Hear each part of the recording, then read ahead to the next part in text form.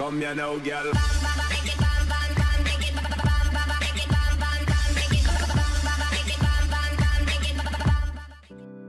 Hello and welcome to the Map of the Year series for 2019. I'm BonBonB and you're very, very welcome. Well, this is part 5 of 6, meaning two things. First of all, tomorrow is part 6 of 6. New Year's Day, we'll be having a look at my outright winner. And I really do feel there was only one winner for Map of the Year this year. So that's coming up tomorrow, and now would be a very good time to subscribe and hit the notification bell to ensure that you don't miss it, because if you haven't played that map, I can almost guarantee that you will want to. It also means, point 2 of 2, is that you've missed 4 episodes already if you've only just arrived. Now, those 4 episodes contained 8 maps. Those 8 maps is everything from highly detailed to sparsely detailed, from desert maps to river maps to island maps.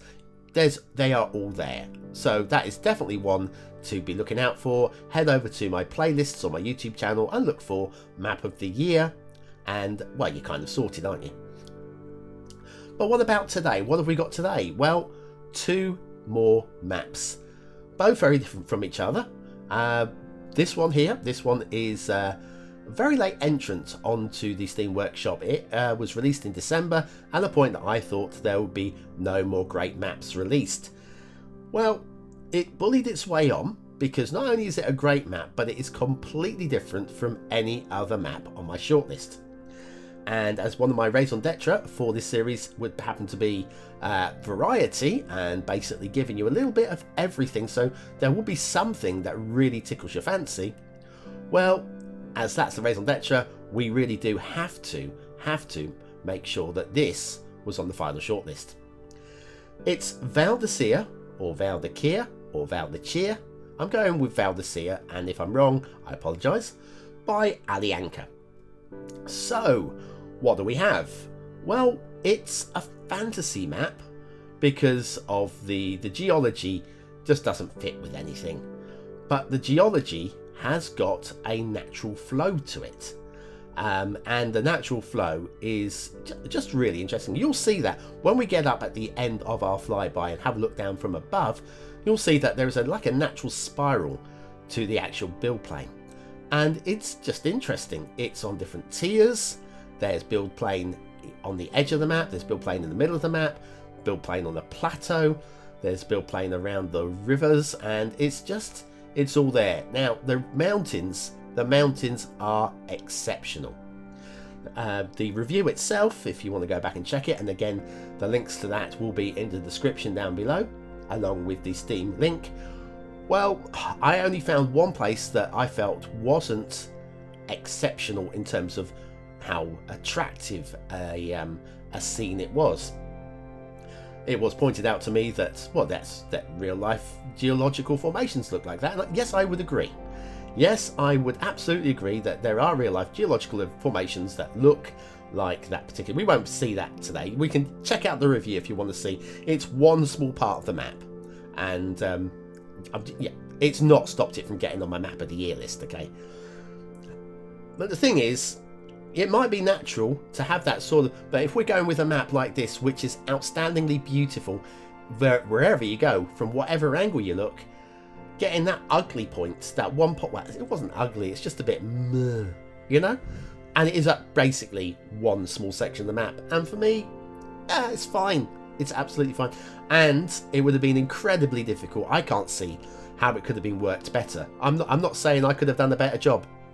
So anyway, it has very much made my top 12 maps of the year. It's definitely my favourite fantasy map of the year. Just because it is just so different. It works, it's got flow, it's got feeling, it's got colour, it's got different levels. Just everything about it comes together, and it is done with great skill. Okay, so fantasy map, if you want one, this is your one, I think. We pull the camera back and you'll see what I mean about this natural flow, like a spiral effect with the build planes that you'll see from the rivers. Not a realistic map, but that doesn't matter. Maps don't have to be realistic. In fact, today's finalist, coming up in about a minute, is not a realistic map either.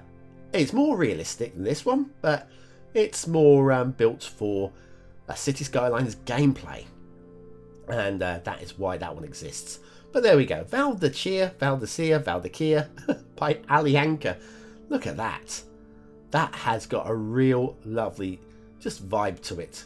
Great map. Subscribe to it if that's what you want. But today's finalist, well, it had to be on the list. It just had to be on my list. In fact, the moment I saw this map, I knew it would be in my Map of the Year final 6. It had to be, and it would be a contender to be Map of the Year. And it was a genuine contender. There were a few things that held it back, but I'll talk more about that in a moment. Now, it is 100% vanilla, but you will need Industries DLC. And that for me is one of the big things holding this back from being Map of the Year. Honestly, DLC, yes, sometimes. Sometimes it's required to make a certain aspect of a map work, to come to life. This map, not so much. This map, I don't really feel that the Industries roads that are added, well, they do anything, really, that couldn't have been replaced with a standard vanilla road. But anyway, let me tell you about the map. It is Windy Plateau by nikolavrj. Now, nikolavrj, this is a work of art. And everybody that's seen it, I do believe, has agreed with me. It doesn't really shine too much down here because we are 100% vanilla. But you'll see changes of biomes and different little areas and feature areas. And the whole thing will come together when we pull back and I'll show you the overview as a work of art. But a playable work of art. A believable, if not realistic, gameplay area. If that makes sense, I guess. What we have here, we've got some swamplands, just to give you an idea. These swamplands are completely different from the swamplands you would normally see in, in the City Skylines map that has got some swamplands. It is definitively land lifted just enough away from the water, and it just works. And there is water flow here as well, which is something that you wouldn't expect. Now, I'm not entirely sure what the... it's got to be art. It's got to be artwork to produce this. I can't see how this would be any sort of a realistic formation. But again, for me, in the context of this map, it really does work. Now, I mentioned it's 100% vanilla, but we have polished it up a little bit today. I am going with the vanilla temperate theme, and we are also using the realistic 1.2 LUT off of the workshop, because the vanilla LUTs, well, they're not pretty at all.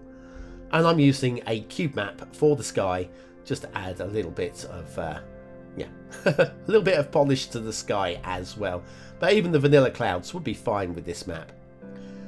Now, the whole thing is just really nicely structured. The start square is a little challenging. It's not too difficult.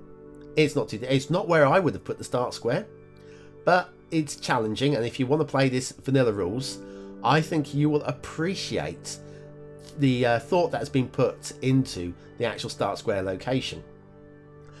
It's going to make you work. You're going to be able to start building real nice and easy, and the start square is this good green patch up here on your right hand side, I do believe, if I remember rightly. But yes, you'll start building, and then you're going to struggle to expand. But if you can get across the river, which you will, I know you will, we have a huge build plane over there. The entire map has been designed in a way that you can play this with your standard 9 tiles. You can unlock all 25 if you want, or you can even go to 81 tiles, because it's been built to the edge of the world. And some maps that are like this, well, once you get outside the 25 tiles, you see the standards drop, the lack of concentration, it doesn't matter because nobody's going to be building out here. Well, it does matter. It mattered a lot to nikolavrj. In fact, this map very much reminds me of one of the finalists from last year, but not just any finalist. The one that would have been Map of the Year if it hadn't have been for the Crimson Cordilleras and the insane levels of detailing that map has. almost makes it unplayable, mind you, which is definitely, when I announced it as Map of the Year, I got a little bit of hate. I got a little bit of hate for that one.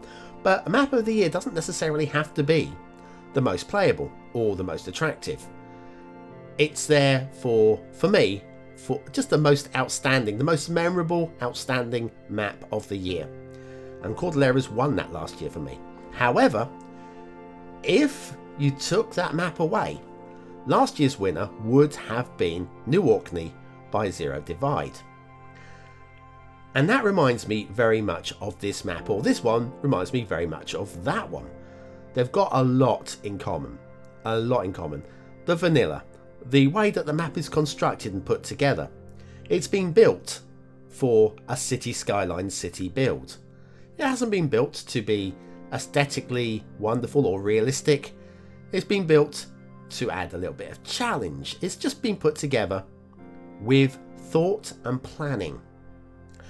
And that's tough. There are very few creators that can actually do all those things at the same time. And nikolavrj has done a very good job of it. Now, tomorrow, when we finally have a look at my map of the year, which for me was the only possible map that could have won it this year, the more I think about it. If that map hadn't been around, would this have been my map of the year? Well, I'm going to say probably not, only because of the industry's DLC requirements. It does kind of restrict it. It's a vanilla map, and the base game vanilla map would be open to absolutely it would get so many subs, kind of restricting the map, the availability of the map, for almost no reason. I don't see a reason for DLC on this particular map. So for that, I would then look at some of the other maps on the shortlist, on the finalists, and we've seen some great finalists this week. I think we can all agree with that. And it would probably not be this one, because there would be something in one of the other maps which is less restrictive, and I would have to go with that. Not saying this is a bad map, it's not. It's one of my top 6 maps of the year, possibly even one of my top 3. But then I have Industries DLC, so it doesn't bother me either way. But if you don't have it, then unfortunately this is not going to be the map for you. And that's a shame, because it needn't be that way. I'm making this map sound like a sinner, aren't I? And it's not. It's not a sinner. nikolavrj, I mean, it's the creators' right to build the map in whatever way if they want to include a little bit of every single DLC, then so be it. So be it. I just don't feel that it's needed for this one. Have you noticed any DLC here? Have you noticed any industry stuff on this little fly through? It is there somewhere. I can't remember where exactly, but it is there. Still, great map, great design. This is one of the things with this map. And also, when we pull back, it doesn't look that amazing from here. I mean, it looks good, but then it's vanilla. It's not ever going to look amazing. Vanilla with a vanilla theme as well. We are with the vanilla temperate theme here. It's not going to look stunning. Change the theme for a better theme. It's going to look great. Upgrade your trees to something a bit better using Prop It Up, and it's going to look even more great, and so forth. But if you want to play vanilla, then fine as it is. Needn't change a thing. So yes, 24 hours. Oh, I can't wait. I can't wait to reveal to you guys. I think a lot of you have probably already guessed by the the lack of this map being on the shortlist so far. But we have 2 great maps tomorrow, and I genuinely believe, when I check the comments tomorrow, I genuinely believe I will see people saying, no, the other map, the runner-up, which I'm putting alongside, because I feel they work really well together, was about a map that should have been map of the year. And I understand, in fact, you can make an argument for pretty much any of the 12. But yes, in another year, tomorrow's runner-up map could easily have been map of the year. And when I reviewed it way back at the start of the year, or whenever it was released, it was early in the year, I do believe, I thought it was going to be potentially a map of the year. This one pulling back now, and you'll just take in just how well laid out this map is. Just look at the flow of it, the build planes, the huge build planes, the highway layouts with all the local roads, the rail, the rivers, the mountains, the way the trees have been painted. It just adds sparkle and life, a little bit of field painting as well for resources. But again, definitely usable, cannot fault that. It's just a work of art. Windy Plateau, look at that. That is just, as I pull back and reveal more and more and more of it, I'm just remembering the time that I spent discovering this for the first time and realising that, well, I'd found something very special indeed. So if you've got Industries DLC, subscribe to this one. Just play it. Play it, do it, have fun. So that's it. Windy Plateau by nikolavrj Jr. My finalist and my map of the year. Definitely good value to be in the final 6. But that is it. We are now down to 2 maps, 1 show, coming up tomorrow, New Year's Day, 8 AM UK time. Don't forget to hit the subscribe button, obviously like, comment, blah, blah, blah, blah, blah, all of the usual. And I will see you very soon. Thanks for watching.